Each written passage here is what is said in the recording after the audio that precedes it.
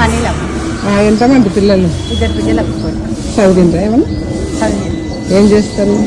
ఒక ఆమె పెళ్ళి అయింది, 2 చదువు అయిపోయి ఓకే. ఇంట్లోనే ఉంటుంది. ఇప్పుడు ఇంకెక్కడ పోలే. అవునా? చదువు ఏం చదివింది ఆమె? ఇంట్లో ఉండేటామె?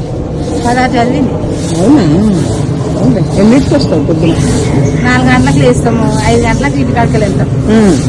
ఇంజాపూర్ నుంచి వస్తాం కదా. అమ్మా, చాలా దూరం చేస్తారా? కార్ అవుతుంది. అవునవును. మీ ఆయన?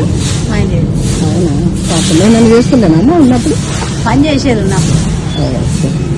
సరే అమ్మా, నేను చెప్పు. పెళ్ళి ఎందుకు చదివిపోయాలి? వాళ్ళకి చదువు అబ్బాలే చదువు. ఎన్నిటికి లేచి వస్తావు? నేను 3:30, 4 అయితే మేము ఇక్కడ ఉంటాము సంతోషంలో. అందుకే డబ్బులు వస్తావు తొందరగా.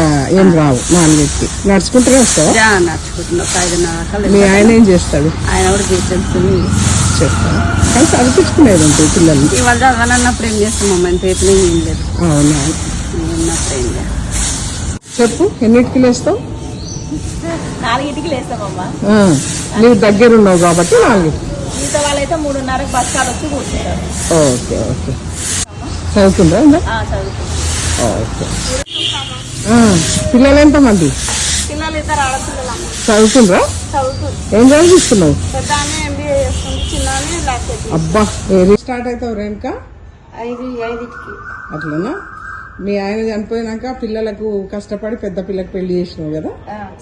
చిన్న ఆమెను ఏం చేస్తున్నావు? బ్యూటిషియన్ నేర్చుకుంటుందా? ఇంకా రోజు మళ్ళీ అక్కడ అయినాక గుడికి వస్తావా? గుడికి వస్తా. ఓకే.